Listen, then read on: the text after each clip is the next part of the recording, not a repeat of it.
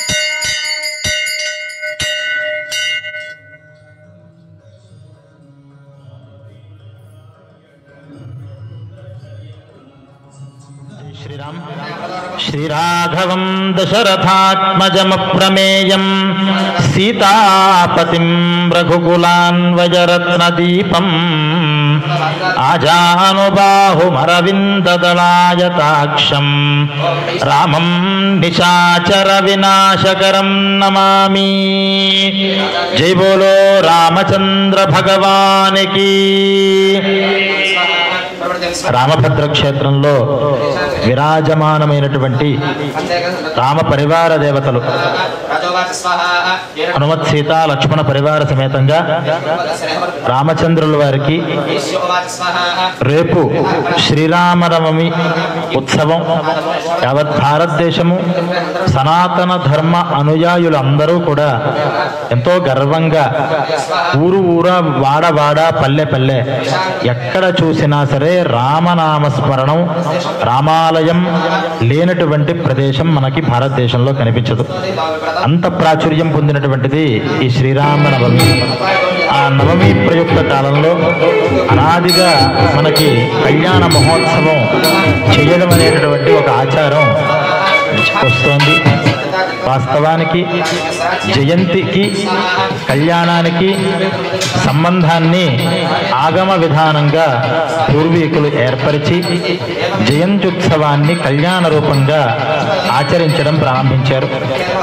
అదే పరిపాటిగా అనేక క్షేత్రాలలో శ్రీరామనవమి ఉత్సవం రేపు నవమి రోజు జరుగుతోంది. 7 సంవత్సరాల నుంచి స్వామివారు ఈ తూముకుంట రామభద్ర క్షేత్రంలో సుప్రతిష్ఠితులై భక్తుల యొక్క మనోరథాలన్నీ కూడా తీరుస్తూ లోక కళ్యాణానికి కావలసినటువంటి ధర్మాన్ని సంరక్షణ చేస్తున్నారు. రాముల వారికి రామో విగ్రహవాన్ ధర్మ, ధర్మము నడిచి వస్తే ఎలా ఉంటుంది అంటే రామచంద్రుల మూర్తిగా ఉంటుంది అని. అక్కడ ఎవరో వారి ఆ రాజ్యాన్ని పరిపాలిస్తున్నారు కాబట్టి మహారాజు గారికి అందరూ పొగుడుతూ ఉండాలి. రాజులంటే పొగడతలు చేస్తూ ఉండాలి. అలా పొగిడిన పొగడత కాదుట ఇది. మారీచ వర్చనం. మారీచుడు రాముడి యొక్క ఆ బాణాన్ని రుచి చూసి రాముడు సాక్షాత్తు ధర్మస్వరూపం అయ్యా అని ఎక్స్ పార్టీలో ఉన్నటువంటి ఆయన చెప్పాడు. కాబట్టి ఎప్పుడైనా సరే పొగడ్త మనవాళ్ళు చేయడం కన్నా ఇతర పక్షం వాళ్ళు చేస్తూ ఉంటే అది సత్యము అని మనం గ్రహించాలి. అపోజిషన్. అందువల్ల అపోజిషన్ వాళ్ళు కూడా రాముల వారి ధర్మాన్ని గురించి కొనియాడారు. అటువంటి ధర్మమూర్తి ఇక్కడ వచ్చిన తర్వాత మరి ధర్మం ఎలా కనిపిస్తుంది మనకి అంటే 2 రూపాలుగానే మనకి ధర్మం కనిపిస్తుంది. భూమి మీద ధర్మం మరి ఇతర ప్రత్యక్షంగా మనకు చూడాలి ధర్మం అంటే 1 గోవులో చూడాలి, 2 వేదంలో చూడాలి. ఈ గోవు వేదము, అందువల్లే వేదాధ్యయనం చేస్తున్నటువంటి విప్రులు గోబ్రాహ్మణ హితాయచ గోబ్రాహ్మణేభ్యో శుభమస్తు నిత్యం అని చెప్తూ ఉంటాం. అంటే అన్ని ధర్మాలకి మూలమైనటువంటివి ఈ వేదాలు, గోవులు. ఈ 2 కూడా పరిరక్షింపబడుతూ ఉంటే లోకంలో ధార్మికత అనేది ప్రవర్ధిల్లుతూ ఉంటుంది. అందువల్లే ఈ క్షేత్రంలో రాముల వారు వచ్చి చక్కటి గోవుల్ని అలాగే వేద అధ్యయనాన్ని కూడా ఇక్కడ నడుపుతున్నారు.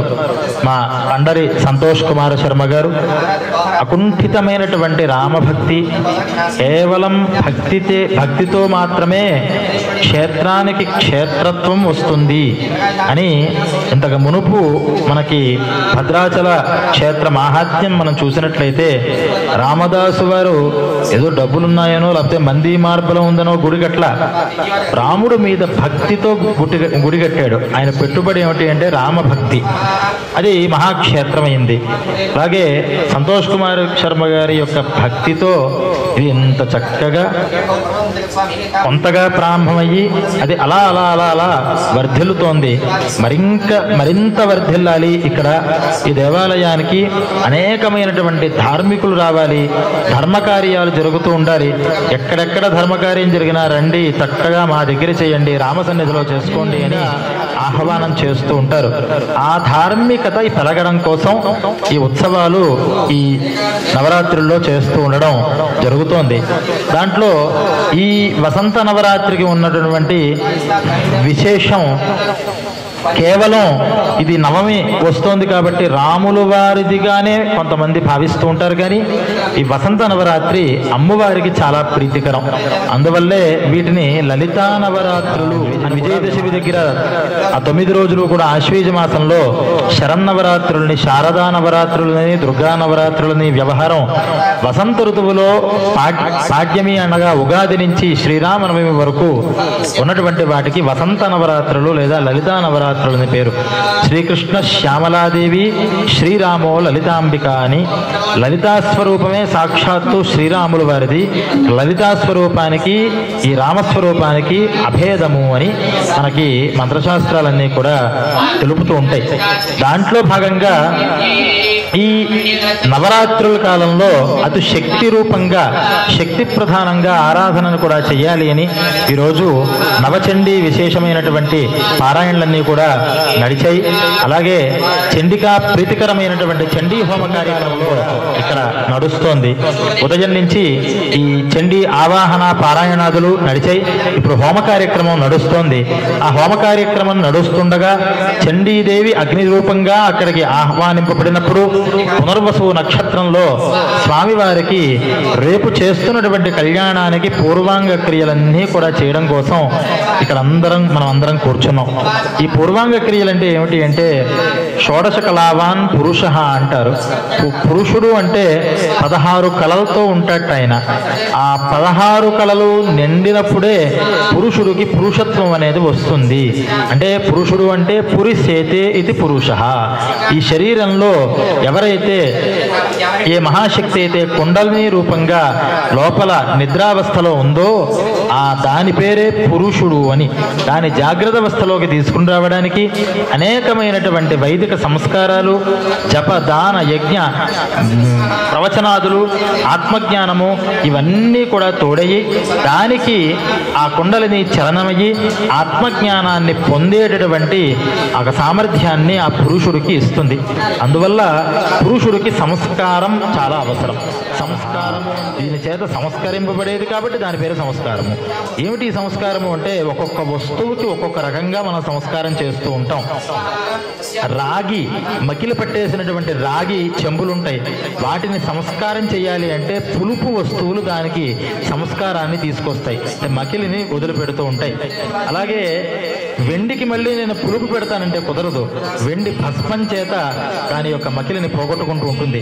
అటువంటి సంస్కారాలు జీవులమైనటువంటి మనకి ఈ పంచదశ సంస్కారాలు అని 15 సంస్కారాలు కూడా గర్భాధానము అంటే గర్భంలోకి ప్రవేశించని మునుపు నుంచి మనకి అనూచానంగా స్మృతికారులందరూ కూడా ఏర్పాటు చేశారు. ఆ పంచదశ సంస్కారాలు 15 సంస్కారాలు జరిగితే ఉత్తమ ఆత్మగుణాల చేత 16వ ఉత్తమ గుణాన్ని పొంది అతను పరిపూర్ణుడు అవుతాడు అని ఈ 15 సంస్కారాలు అందరూ కూడా చేసుకోవాలి అన్నారు. మరి ఇది భగవంతుడికి దేనికి, ఆయనకి ఏం మకిలి పెట్టింది అంటే ఆయనకి మకిలి ఉంది కాబట్టి సంస్కారాలు చెయ్యంట. ఆయనకి వివాహం కాలేదని వివాహం చేస్తామా, లేదా ఏటా ఏటా వివాహం చేసుకోవడం ఇష్టమని వివాహం చేస్తున్నామా అంటే కాదయ్యా, మేము మనుషులం కదా. నువ్వా రూపానికి అందవు, ఒక పేరు పెట్టు పిలుద్దాము అంటే ఏ పేరుకి అందని వాడివి, ఒక గుణాలు గురించి అభివర్ణన చేద్దాము అంటే ఏ గుణానికి సంబంధం లేనటువంటి గుణరహితుడివి. మరి అటువంటి అవ్యక్తము, అచింత్యము, అప్రదర్క్యమైనటువంటి ఆ పరమాత్మని ఎలా తెలుసుకోవాలి అని ఆలోచించినటువంటి మహర్షులు తమ తపశ్శక్తి చేత సులభమైనటువంటి భక్తి మార్గాన్ని, కర్మ మార్గాన్ని, జ్ఞాన మార్గాన్ని వాళ్ళు కనుగొన్నారు. ఈ 3 మార్గాలు మిళితం చేసిందే ఈ ఉత్సవ పరంపర, ఉపాసనా పరంపర, ఆగమ పరంపర. కర్మ, జ్ఞానము, భక్తి ఈ మూడింటినీ కూడా మేళనం చేసుకుంటూ ఆ పరమాత్మని చాలా సుగమంగా పొందొచ్చు.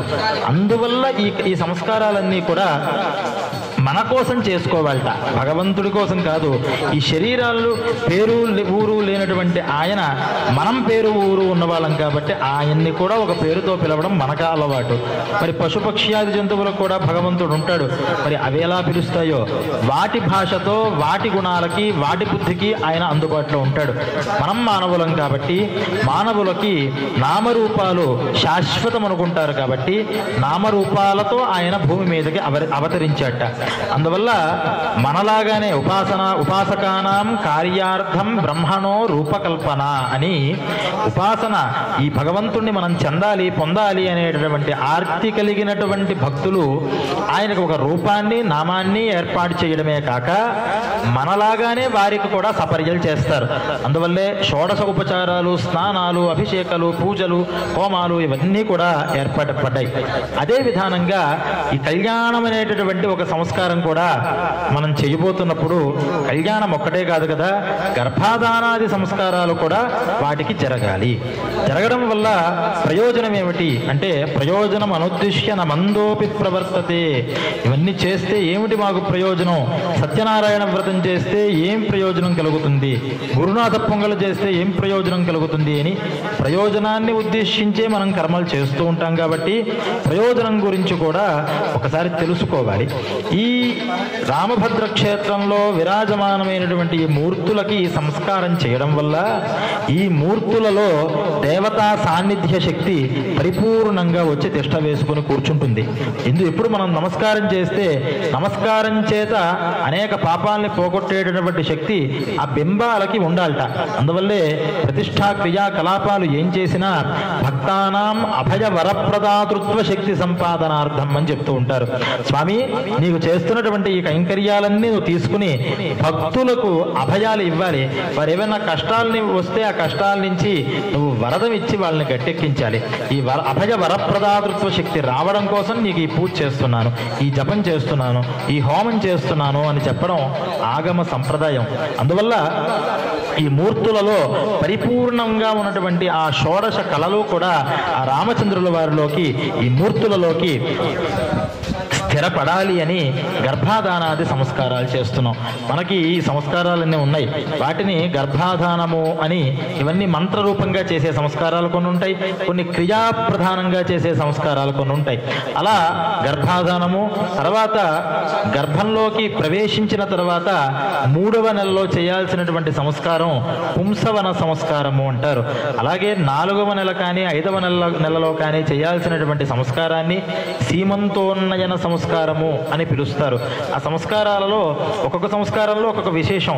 సీమంతము అంటే పాపిటని ఆ గర్భిణికి పాపిన తీసినట్లయితే మంత్రయుక్తంగా కొన్ని ద్రవ్యాలతో ఆ పాపిటని తీస్తే అక్కడ ఉన్నటువంటి నాడులన్నీ కూడా లోపల ఉన్నటువంటి దౌర్హృది కాబట్టి 2 హృదయాలు కలిగినటువంటిది అవుతుందిట గర్భిణి. లోపల ఉన్నటువంటి బిడ్డ హృదయం తన హృదయం కలిసి మల్టీ మైండ్గా ఆమె వ్యవహారం చేస్తూ ఉంటుంది.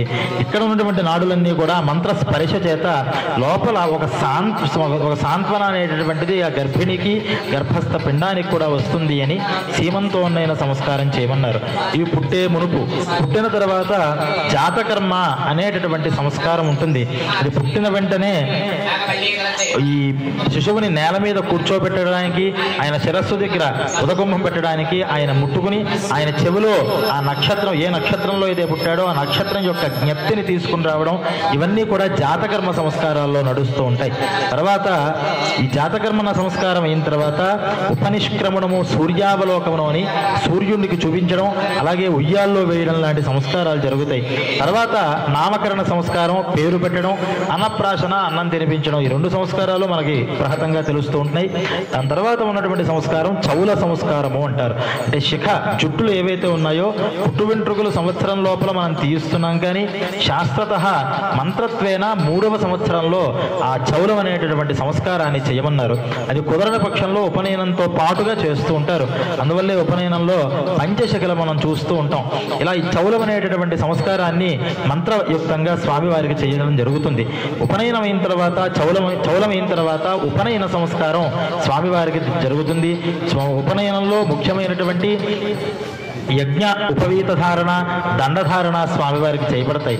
దాని తర్వాత వేదవ్రతాలు 4 కూడా ప్రాజాపత్య, ఆగ్నేయ, సౌమ్య, వైశ్వదేవ వ్రతాలని 4 వేదవ్రతాలు. ఆయన బాల్యంలోనే ఆ శైశవే అభ్యస్త విద్యానాం యవ్వనే విషయేషినాం వార్ధకే మునివృత్తీనాం యోగేనాంతే తనుత్యజామని రఘువంశంలో కాళిదాస మహాకవి చెప్పినట్లుగా ఈ రఘువంశరాజులు ఎటువంటి వాళ్ళు అంటే ఆ శైశవము కూడా బాల్యం పూర్తయ్యేదాకా చదువుతూనే ఉన్నారట. వేదాలు చదివారు, శాస్త్రాలు చదివారు, అనేకమైనటువంటి పురాణ ఇతిహాస పురాణాలతో పాటుగా సరహస్యంగా వేదమంతా కూడా అధ్యయనం చేసిన వారట రామ వంశం వాళ్ళందరూ కూడా. అలాగే ఈ వేదాల్ని అధ్యయనం చేసినప్పుడు ఈ వేదవ్రతం అనేటటువంటి ఆ 4 వ్రతాలని కూడా చేసుకోవాలి. అది కూడా మంత్రత్వేన స్వామివారికి నడుస్తుంది. తర్వాత స్నాతక వ్రతం అనగా ఈ వేదాధ్యయనం పూర్తయిన తర్వాత అప్పటిదాకా ఉన్నటువంటి బ్రహ్మచారి గృహస్థాశ్రమంలోకి వెళ్ళడం కోసం మధ్యలో ఒక ఆశ్రమాన్ని స్వీకరిస్తాడు. అటు బ్రహ్మచారి కాదు, ఇటు వివాహమైనటువంటి గృహస్థుడు కాదు, కానీ పెళ్లి కొడుకే, కానీ స్నాతక పెళ్లి కొడుకు అంటారు. అంటే వివాహ ధర్మాలు కొన్ని, గృహస్థ ధర్మాలు కొన్ని, బ్రహ్మచారి ధర్మాలు కొన్ని ఉంటాయి. అలా మేళనించినటువంటి ఆ డ్యామ్గా ఈ వారధిలాగా ఈ బ్రహ్మచార్యాశ్రమానికి గృహస్థాశ్రమానికి ఉండేటటువంటి ఆశ్రమం ఆ స్నాతక ఆశ్రమం. ఆ స్నాతకం అనేటటువంటి సంస్కారం కూడా స్వామివారికి జరుగుతుంది. దాని తర్వాత రేపు చేయబోయేటటువంటి వివాహానికి, కళ్యాణానికి స్వామివారు సన్నద్ధంగా ఉంటారు. ఇవి కేవలం స్వామివారికేనా అంటే కాదు.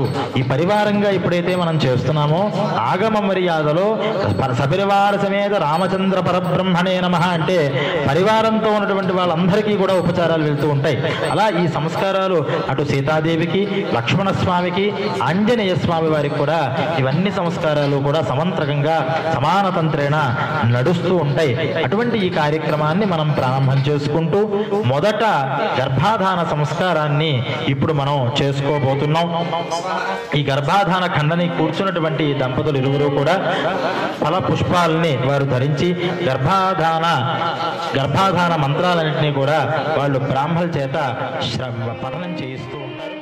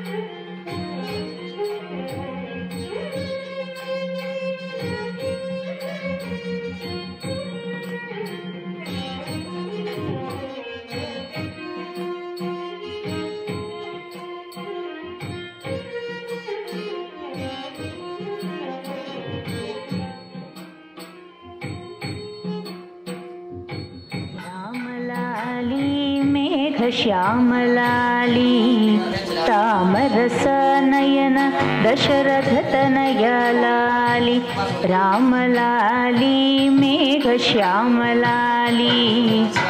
तामरसनयन दशरथतनयलाली अब्जावदन आटलाडी अलसिनावुरा బొజ్జలో పలరిగే దాకని దురపోవరా అబ్జ అబ్జావదన ఆటలాడి అలసినావురా బొజ్జలు పలరిగేదాక నిదురపోవరా రామలాలి రామలాలి రామలాలి రామలాలి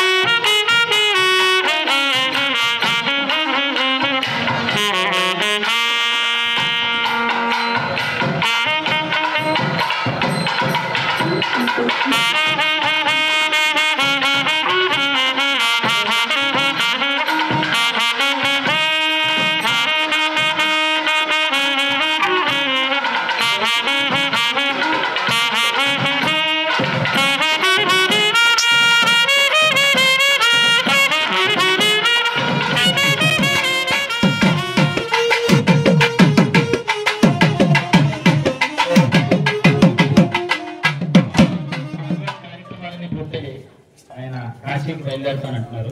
కాశీకి బయలుదేరుతున్నారు కాబట్టి మనం కాశీలో కలుద్దాం అనుకుంటున్నాము. కాశీ చాలా మోక్షపురి. ఇప్పుడే వద్దు, చాలా కార్యాలు ఉన్నాయి ఇక్కడ. స్వామివారికి చాలా పనులు ఉన్నాయి. ప్రధానంగా మాకు చాలా యాగాలు ఉన్నాయి. మా భక్తులందరికీ కూడా చాలా ధర్మవాంఛితాలు ఉన్నాయి. కావున భక్తులందరూ కూడా ధర్మవాంఛితాలు జరగాలి. మన తర్వాత ఇక్కడ ఉపనయనాలు జరగాలి. ప్రతి ఒక్కరు వచ్చి ఇక్కడికి కావాల్సిన సంపూర్ణ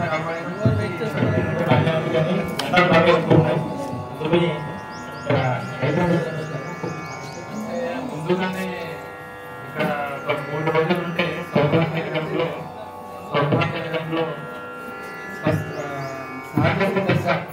పుణ్యాహవచన కార్యక్రమాన్ని చేస్తున్నారు. నేను కళ్యాణం చేసుకుంటున్నాను అని చెప్పి కావున కనీసం ఒక 3-4 సంవత్సరాలు అంటే కొన్ని వేల సంవత్సరాలు ఉంటుంది మన రామవరం క్షేత్రం. సూర్యుడు చంద్రుడు ఉన్నంత కాలం కూడా క్షేత్రం ఉంటుంది. ఏమాత్రం మారలేదు.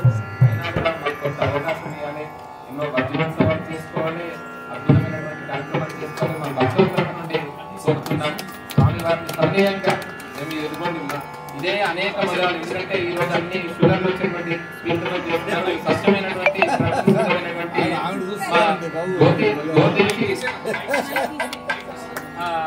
గోదేశీ సంబంధంగా ఉన్నటువంటి ఈ గూఢాన్ని చూడండి. ఇదంతా కూడా మేము దేశీ బియ్యమే, అదే విధంగా దేశీ సంబంధమైనటువంటి వస్తువులే వాడుతున్నాం. ఈ పసుపు కుంకుమ కూడా దేశీ సంబంధంగానే స్వామివారిని. ఇంకా గోవు గురించి చెప్పారు కాబట్టి మేము ఇంకో మాట మాట్లాడకుండా స్వామివారిని ఒప్పించేసాం. గోవు అంటేనే లక్ష్మీ స్వరూపం. ఆయన చెప్పేశారు వెనకాల నుంచి వెయిటింగ్ చేస్తాం అమ్మవారు అని. మా దగ్గర ఇప్పటికీ 100 గోవులు చేస్తామండి. మాట ఇచ్చాం మేము. వివాహం చేసేటప్పుడే అందరూ అంటారు భూదానం అంటారు. తర్వాత గోదానం ప్రధానమైనటువంటిది. గోవేశ స్వామివారికి 2 ఆవులతో ప్రారంభం చేస్తాం. 40 ఆవులు అయ్యాయి. తర్వాత మా కుటుంబ సభ్యులందరికీ కూడా 2 ఎద్దు ఆవుని ఇస్తున్నాం. మరలా అక్కడ కూడా ఒక 10-20 జరగాలి. అట్లా 100కు పైగా జరగాలని గో సంరక్షణ చేసుకోవడానికి స్వామివారిని పెట్టుకుంటారా? ఇంకేదన్నా ఉందా? అమ్మవారిని ఇస్తాం సీతామ్మవారితో సహా. మీరు ఏదంటే అది చూడండి. ఇప్పుడు అతి త్వరలో నాదమండపం కూడా కట్టిస్తాం శాశ్వతంగా. స్వామివారు నిత్య కళ్యాణం ఇది మాసం జరుగుతుంది. అలా నిత్య కళ్యాణం పచ్చతోరణంగా గట్టిగా చప్పట్లు కొట్టాలండి. భద్రాచలం ఇప్పటికీ పునర్వసు నక్షత్రానికి కళ్యాణం చేస్తున్నారు. ఇక్కడ చూస్తే కళ్యాణ ప్రభావం ఏంటంటే అక్కడ నాదమండపం వస్తుంది. అక్కడ ఇంకా వైభవంగా అందరు భక్తజనులతోనూ నిత్య కళ్యాణం పచ్చతోరణంలాగా ఈ దేవాలయం ఎంతో అభివృద్ధిలోకి రావాలి అంటే స్వామివారితో పాటు అమ్మవారు కూడా ఉండాలి. అందువల్ల స్వామివారు అనుగ్రహించి అమ్మవారిని తీసుకోవడానికి రేపు సాయంత్రం కళ్యాణం చేయడానికి ఇస్తున్నారు. కాకపోతే కొంచెం అడిగి ఏదో పదార్థం అక్కడే వచ్చిన అందరి తరఫు నుండి కూడా మేము కోరుతున్నాం. భజంత్రిలో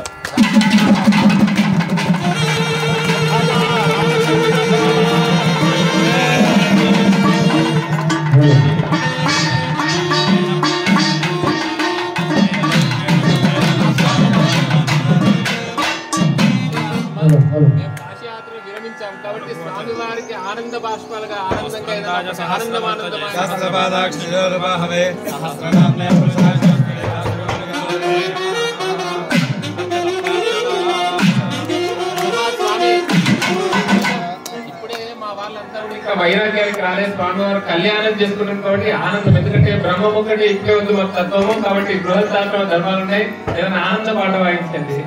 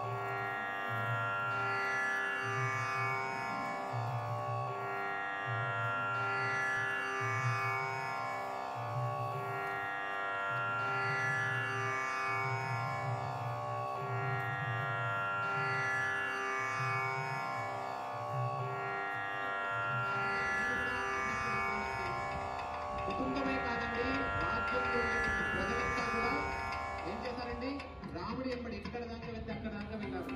ఒక కుటుంబ వ్యవస్థ ఎలా ఉండాలి,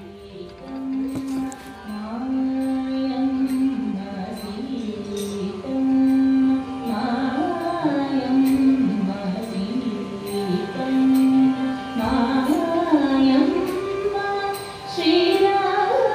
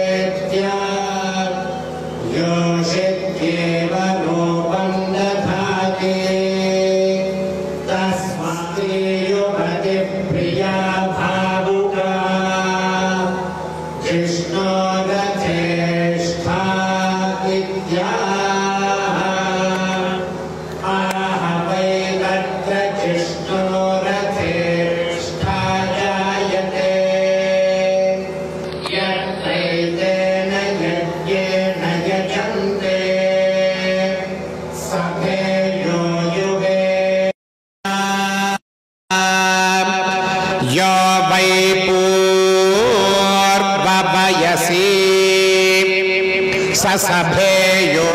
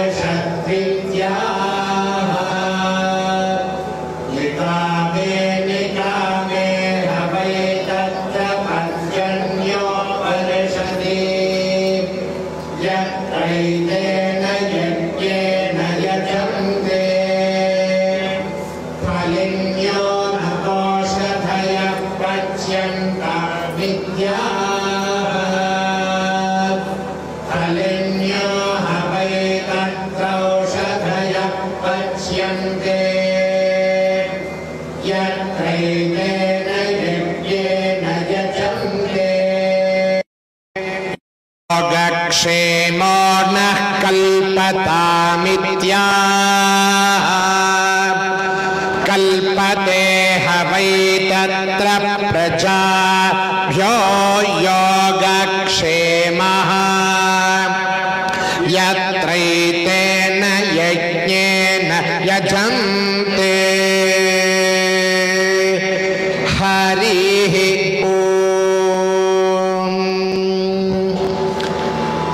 रामाय रामभद्राय रामचन्द्राय वेधसे रघुनाथाय नाथाय सीतायाः पतये नमः। श्रीराम राम रामेति रमे रामे मनोरमे सहस्रनाम तस्तुल्यं राम नाम वरानने। परम सौभाग्यम ఈ రోజు శ్రీరామనవమి నాడు సాయంకాల ప్రదోష వేళలో సీతా కళ్యాణ మహోత్సవం యందు పరమాత్మకి అత్యంత ప్రీతికరమైనటువంటిది పరమాత్మ యొక్క ఉచ్ఛ్వాస నిశ్వాస రూపమైనటువంటి ఆ వేదాన్ని పఠించడం పరమాత్మకి అత్యంత ఆనందదాయకం. 33 దేవతలు ఎన్నో దేవతలు మనం రోజు ప్రార్థన చేస్తాం, గుడికి వెళ్తుంటాం. కానీ శ్రీరామ అని ఆ పదము వింటే మాత్రం అందరికీ ఒక రకమైనటువంటి ఒక ప్రేమ, గౌరవం, భక్తి, శ్రద్ధ అన్నీ కూడా మనకు కలుగుతుంది. దానికి కారణం ఏంటంటే ఒక్కొక్కరికి ఒకరు నచ్చుతున్నాం. నాకు సంతోష్ కుమార్ గారు, అలాగనే సంతోష్ కుమార్ గారికి నాకు, అలాగనే మన అందరం కూడా ఈరోజు ప్రియంగా ఉంటున్నామంటే మన హృదయంలో రాముడు వారు ఉన్నారు కాబట్టి మనల్ని చూస్తే మనకు ప్రియం. పక్కన వాళ్ళని వదిలేస్తాం. అద్దంలో వెళ్ళి నిలబడేటప్పుడు మనల్ని మనం చూసుకొని అలంకారం చేసుకున్నప్పుడు లోపల మాత్రం ఆ రాముడు లేకపోతే మన ముఖమే మనకు నచ్చదు. అలాంటి రామ శబ్దానికి అర్థం రమంతే యోగినోనంతే చిదానందే అని మనకు ఉపనిషత్తు చెప్తుంది. అలాంటి ఆ అభిరాముడైనటువంటి ఆ రాముడి యొక్క శ్రీరామనవమి శుభ సందర్భంలో మనం ఒక 2 మాటలు ఆ రామనామ గురించి మనం వినాలి ఆశపడుతున్నాం. మనందరం కూడా విష్ణు సహస్రనామంలో శ్రీరామ రామ రామేతి అని మనం శ్లోకం చెప్తాం. ఆ శ్లోకం చెప్పినది ఎవరంటే పరమేశ్వరుడు, కైలాసవాసి. పార్వతి అమ్మ అడుగుతున్నారు. భీష్మాచార్యుల వారు 1000 నామాలు విశ్వం విష్ణుర్వ షట్కారో భూత భవ్య ప్రారంభించి 1000 నామాలని మనకు ఉపదేశించారు. ఉపదేశించిన సమయంలో విష్ణు సహస్రనామం మనకు చెప్పాలంటే కనీసం ఒక అరగంట సేపు పడుతుంది. కానీ ఇన్ని నామాలు చెప్పలేకపోతున్నామే. ఈ 1000 నామ చెప్తే ఏ ఫలితమో ఆ ఫలితము జస్ట్ ఒక ఫ్యూ సెకండ్స్లో రావాలంటే మనం ఏమి చెయ్యాలి అనేటటువంటి ఒక ప్రశ్న. పార్వత్యువాచ కేనోపాయేన లఘునా విష్ణోర్నామ సహస్రకం పఠ్యతే పండితైర్నిత్యం శ్రోతుమిచ్ఛామ్యహం ప్రభో. ఉపాయం, చాలా లఘువైనటు ఉపాయం మీరు మనకు చెప్పాలి, ఎందుకంటే లోకకర్త మీరు అని పరమేశ్వరుణ్ణి అడిగిన తర్వాత పరమేశ్వరుడు ఆలోచన చేయకుండా ఈశ్వర ఉవాచ అని హే మనోరమే పార్వతీని పిలుస్తున్నారు. మనసుని రమించేటట్టుగా, మనసా రమించేటట్టుగా ఒక ప్రశ్నను అడిగినావమ్మా, కాబట్టి నువ్వు మనోరమే 3 సారి శ్రీరామ రామ రామ అని 3 సారి రామనామం చెప్తే 1000 నామాలు విష్ణు సహస్రనామం చెప్పిన ఫలితం మీకు వచ్చేస్తుంది అని చెప్పిన తర్వాత ఆశ్చర్యం. పరమాచార్యుల వారి దగ్గర ఒక ప్రశ్నించారు, ఇలా ఎలా 3 నామాలంటే మనకేమే అనిపిస్తుంది, రోజు ఎందుకు విష్ణు సహస్రనామం చెప్పాలి, జస్ట్ ఒక 3 సెకండ్స్లో శ్రీరామ రామ రామ అయిపోయింది కదా, అప్పుడు విష్ణు సహస్రనామం మనకు చెప్పక్కర్లేదు కదా అంటే అలా కాదు. శ్రీరామ రామ రామ అనేటప్పుడు మనకు కుదరలేక, మన పరిస్థితి బాగలేక, మనకు కుదరలేనే సమయంలో రామా నీ 1000 నామం నీ చెప్పలేకపోతున్నాను, 3 నామంతో నీకు నమస్కరించినప్పుడు భగవానుడు 1000 నామం ఒక త్రాసులో ఒకవైపు 3 రామనం పెడితే నేను దీన్ని తీసుకుంటాను, కారణం నీకు కుదరలేదు. కానీ ఒక సోంబేరితనముతో చెప్పడానికి నాకు టైం ఉన్నా కూడా ఎందుకు చెప్పాలి అనేటటువంటి భావనలో చెప్తే నీకు సహస్రనామ ఫలాన్ని ఇవ్వను, కానీ 3 రామనామ ఫలాన్ని ఇస్తాను. రామనామం చెప్పడంకి ఏం ఫలం ఉందో అది, కానీ ఇది ఎలా 3 నామము 1000 నామానికి సమానం ఎలా అవుతుంది అని పరమాచార్యుల వారిని అడిగిన సమయంలో మనకు జగద్గురులు ఆయన కాబట్టి అద్భుతంగా చెప్పారు. కటపయాది సంఖ్య అని సంస్కృతంలో ఒక సంఖ్య, దాంట్లో యార లాభ అనే దాంట్లో ర అనే అక్షరం 2వ అక్షరం, మా అనేది పఫ బభ మా అనేటటువంటి 5వ అక్షరం పవర్గంలో. సో 2 5 ఉంది, 2 5 2 5 2 5 ఉంది, మధ్యలో ఒక ఇంటూ వేసుకో, 2 × 5 × 2 × 5 × 2 × 5 = 1000. కాబట్టి 3 సారి రామనామం చెప్తే సహస్రనామ ఫలితం ఎలా అంటే ఇదే దానికి లెక్క, కటపయాది సంఖ్యలో చెప్పబడినది అని చెప్పి పరమాచార్యులు వారు అనుగ్రహించినటువంటి విషయం మనందరికీ ఆనందదాయకం ఉంది. కాబట్టి ఆ రామనామం ప్రతి ఒక్కరూ చెప్తుంటారు. ఈ రామనామమే ఎలా పుట్టింది అని చెప్పడానికి ఎన్నో ఉపనిషత్తులో ఎన్నో పురాణంలో చెప్పబడినప్పుడు పంచాక్షరం అష్టాక్షరం నుంచి ఓం నమో నారాయణాయ నుంచి రాని తీసుకొని, ఓం నమ శివాయ పంచాక్షరం నుంచి మాని తీసుకొని కలిపితే రామ అనేటటువంటి సకల మంత్రము, సకల విశేషమైనటువంటి ఎన్ని మంత్రాలు ఉన్నా కూడా అన్నిటి యొక్క సారము రామనామంగా చెప్పబడినది. కాబట్టి ఆ రామనామానికి అంత విలువ. ఎన్నో చెప్పొచ్చు, ఇలాంటి ఉదాహరణను చెప్పొచ్చు. కాబట్టి మనందరం కూడా ఏ జపము చేసినా దానికి నియమాలు ఉంటాయి. గాయత్రియో అష్టాక్షరి, కానీ రామనామానికి ఎటువంటి నియమం లేదు. అర్ధరాత్రి 12 గంటలకి చేసుకోవచ్చు, పొద్దున 3 గంటలకి చేసుకోవచ్చు. ఇంకొక విషయం, మనం అశౌచంగా ఉన్నామన్నా కూడా శౌచ విషయంలో కూడా మనం చెప్పుకోవచ్చు. అలాంటి ఒక గొప్ప నామము. కాబట్టి ఆ రాములు వారు మన అందరినీ ఎప్పుడు తరించుగాక. మనకి ఎప్పుడు ఆ భక్తి అదే కావాలి. మనం ఏమనిపిస్తున్నామంటే ఆ అహంకార మమకారం వల్లనే మనం కింద పడుతున్నాం. కానీ రామ భక్తులు ఎలా ఉంటారంటే అస్సలు అహంకార మమకారమే ఉండరు. ఎందుకంటే రామ రూపం అలాంటిది. ఆంజనేయ స్వామి ఇంత కార్యం సాధించిని చూసేశాము, నా వల్ల చూడబడడం జరిగింది, దృష్టా సీతేతి విక్రాంత అని చెప్పిన తర్వాత కూడా ఆయన ఎక్కడ అంటే వెనకెక్కడో నిలబడుతూ ఉన్నారంట. అందరూ చెప్తున్నారు, వానరులందరూ కూడా మేమందరూ చూశాం. రాములు వారు అడుగుతున్నారు, ఎలా ఉంది సీతమ్మ, ఎలా ఉంది, ఎక్కడ ఉంది అంటే ఎవరికి ఏం చెప్పలేకపోయారు. ఎక్కడ ఆంజనేయుడిని చూస్తే వెనకెక్కడ చోదయం తి హనుమంతం సీతా వృత్తాంత కోవిదం, మీరు వెళ్ళండి, మీరు చెప్పాలి అంటే అన్ని సాధించినా కూడా వెనకెక్కడో నిలబడుతూ ఉంటారంట. రామభక్తులకు కూడా అందరు అలాంటి మన సంతోష్ కుమార్ గారు కూడా సాధించినా కూడా ఆయన దగ్గర నచ్చినటువంటి విషయం ఆయన యొక్క వినయం, అన్ని కూడా రామప్రసాదం అనేటటువంటి భావం ఉంది కనుకనే రాములు వారు ఇక్కడ ప్రకాశిస్తున్నారు ఇందా. కాబట్టి ఆ రాములు వారి అనుగ్రహం మనందరికీ ఉండుగాక అని చెప్పి నేను విరమిస్తున్నాను. జై బోలో సీతారామచంద్ర భగవాన్ కీ జై. చాలా బాగుంది.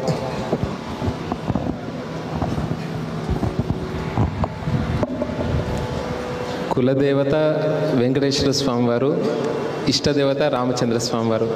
ఇక్కడ ఇప్పుడే కులదేవత ఆరాధన ఇష్టదేవత ఆరాధన చేసుకుని వచ్చాం. నిజంగానే సాక్షాత్తు మీ ముందట గురుగారు ముందట ఎతో వాచో నివర్తంతే అప్రాప్య మనసా సహా అన్నట్టు నేను మాట్లాడడం చాలా కష్టం గురుగారు ముందట.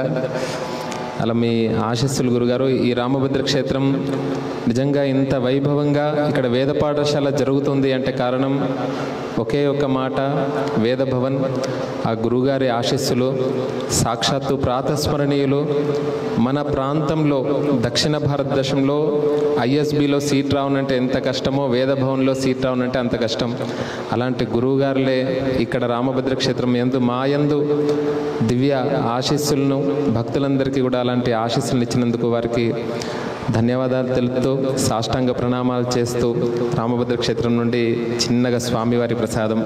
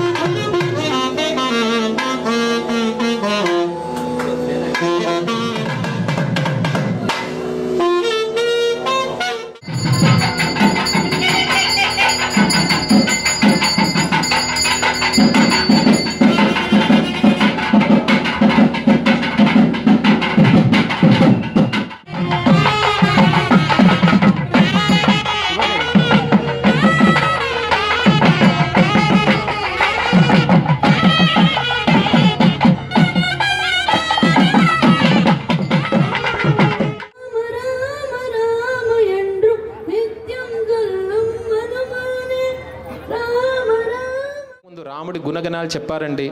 స్థితప్రజ్ఞత అంటే ఎవరిని చూసి నేర్చుకోవాలంటే రామచంద్ర స్వామి వారిని చూసి నేర్చుకోనంట.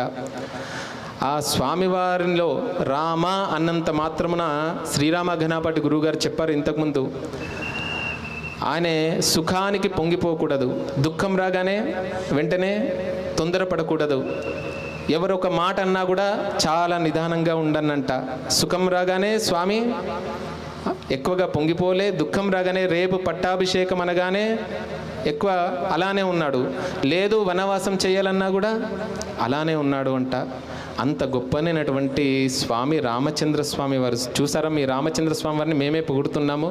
అలాంటి స్వామివారు పొగుడుతున్నారు కాబట్టి వివాహం చేయడం. దశరథ అంటే 10 దశేంద్రియాలు ఇంద్రియ నిగ్రహం కలిగి ఉంటామంట రాముణ్ణి ఆరాధించడం ద్వారా.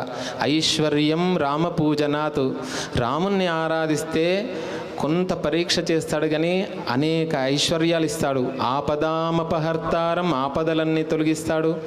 దాతారం సర్వసంపదాం. ఊరికే రామ రామ రామ అంటే కాదండి, మనస్ఫూర్తిగా రాముణ్ణి కాలహరణ మేలరా ఓ రామ, దినదినమును తిరిగి తిరిగి దిక్కులేక శరణు జొచ్చి తనువు ధనము అన్నీ నీవే స్వామి అని చెప్పి నా కాలాన్నంతా కూడా నీ శ్రీరామాయ నమః పాదౌ పూజయామి, రామచంద్రాయ నమః గుల్పౌ పూజయామి. ఇలా రాముణ్ణి ఆరాధించడం ద్వారా సర్వ సంపదలను ఇస్తాడంట. లోకాభిరామం శ్రీరామం భూయో భూయో. మరల రామనామాన్ని అలవాటు చేసుకోవాలండి అందరూ కూడా. రామనామాన్ని మించినటువంటిది లేదు. రా శబ్ద ఉచ్చరణ మాత్రేన ముఖా నిర్యాంతి పాతకా. అందరూ కూడా మనస్సులో శ్రీరామాయ నమః అనేటువంటి నామాన్ని చేస్తూ ఉండండి. అలాంటి గొప్పనైనటువంటి అనుగ్రహాన్ని కలిగిస్తాడంటే. అలా దశరథ మహారాజు యొక్క పుత్రుడు, అఖిలాండ కోటి బ్రహ్మాండ నాయకుడు, అలాంటి రామచంద్ర పరబ్రహ్మనే వరాయ అని చెప్పి ఇక్కడ గోత్రప్రవరులు చెప్పారు. రాజా రామచంద్ర భగవానికి, సీతామాతకి జై శ్రీరామ్. లోక కళ్యాణార్థం ధర్మ ప్రజా సంపత్త్యర్థం వృణీమహే. సర్వమంగళ మాంగళ్యే శివే సర్వార్థ సాధికే శరణ్యే త్ర్యంబకే దేవి నారాయణి నమోస్తుతే. ఇటువైపు చూంచారా స్వామి, భక్తులు ఉన్నారు. అమ్మ వెనకాల అందరికీ దర్శనమైందా? లేకపోతే నిలబడండి అమ్మా. రావి చెట్టు దగ్గర ఉన్నటువంటి వారంతా కూడా నిలబడి నమస్కారం చేసుకోండి. జగదంబ మహారాజ్ఞీకి జై శ్రీరామ్, జై శ్రీరామ్. నందు కేశవ మాంగళ్య ధారణ. ఓం మాంగళ్యతంతునా అందరూ కూడా నమస్కారం చేసుకోండి. కంఠే బధ్నామి సుభగే త్వం జీవ శరదాం శతం. మాంగళ్యతంతునా లోకరక్షణ హేతునా కంఠే బధ్నామి సుభగే జీవ శరదాం శతం. మాంగళ్యతంతునా లోకరక్షణ హేతునా కంఠే బధ్నామి సుభగే జీవ శరదాం శతం. కపిలాగుస్మారయంతో బహుధేయంజాస్తో పుణ్యం వర్ధదాగం శాంతిరస్తు. జగదంబ మహారాజ్ఞీకి జై. సీతారామచంద్ర స్వామి భగవానికి జై. తలంబ్రాలు కాగానే సూక్ష్మంలో మా గురుగారు వాళ్ళు ఒక చిన్న పని చెప్తారు, తర్వాత మా అన్నయ్య వాళ్ళు కూడా మాట్లాడతారు. ఈ తలంబ్రాలు చాలా విశేషం అండి, అందరూ కూడా తప్పకుండా తీసుకొని వెళ్ళండి. ముత్యాల తలంబ్రాలంట. జానక్యా కమలామలాంజలి పుటే యాహ్ పద్మరాగాయితా. అక్కడ ఆ ముత్యాలను చూపించి, ఆ ముత్యాలు ఎలా ఉన్నాయంటే అమ్మవారి చేతిలో పద్మరాగమనుల్లాగా ఉన్నాయంట. న్యస్త రాఘవ మస్తకే చ విలసత్ కుంద ప్రసూనాయిత. రాఘవుడి యొక్క మస్తకం మీద నుండి జాలువారుతూ ఉండగా మల్లె మొగ్గలు ఉంటాయి కదండి, యా కుందేందు తుషారహార ధవల అంటాం కదా, అలా తెల్లగా కనబడుతున్నాయంట. అలాంటి ముత్యాలు యా జానక్యా కమలామలాంజలి పుటే యాహ్ పద్మరాగాయితా. న్యస్త రాఘవ మస్తకే చ విలసత్ కుంద ప్రసూనాయితా. స్రస్తా శ్యామలకాయ కాంతి కలిత యా ఇంద్రనీలాయితా. స్వామివారి యొక్క శరీరం మీద జాలువరగానే ఇంద్రనీలమనుల్లాగా దర్శనమించాయండి. అలాంటి ముత్యాలు స్రస్తా శ్యామల కాయకాంతి కలిత యా ఇంద్రనీలాయితా. ముక్త, ముక్త అంటే ముత్యాలు శుభదా భవంతు భవతాం. మీ అందరికీ, మీ కుటుంబాలకి, మీ మనస్సులో కూడా మీకు తెలిసినటువంటి వారందరికీ శుభాన్ని చేకూర్చాలని, అందరూ బాగుండాలి, అందులో మనం ఉండాలని రెండు చేతులను జోడించి నమస్కారం చేసుకోండి. ముక్తాస్త శుభదా భవంతు భవతాం శ్రీరామ వైవాహికా. అలాంటి తలంబ్రాల కార్యక్రమం జరుగుతుంది.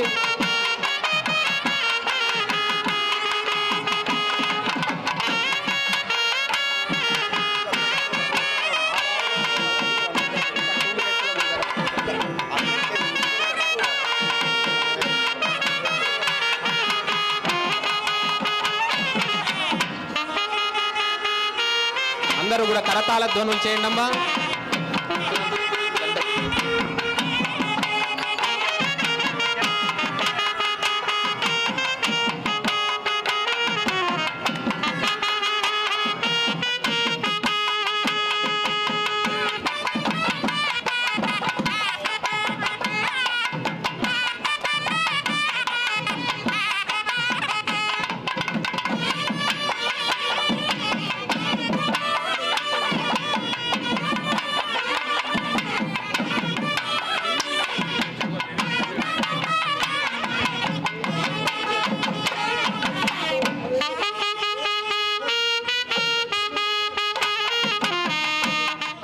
పన్నీటి జల్లులాగా కురిపించారు గత సంవత్సరం. ఎంత హాయ్! అలాంటి రామభద్ర క్షేత్రం ముందు ముందు మునుముందు ఇంకెంత వైభవమో, ఎన్ని అద్భుతాలు ఇక్కడ జరగబోతూ ఉన్నాయో. 5 ఏళ్ల క్రితం జ్యోతిష్య మహాసభలుంటే రాష్ట్రంలో ఉండే జ్యోతిష్య పండితులందరూ ఇక్కడికి వచ్చేశారు.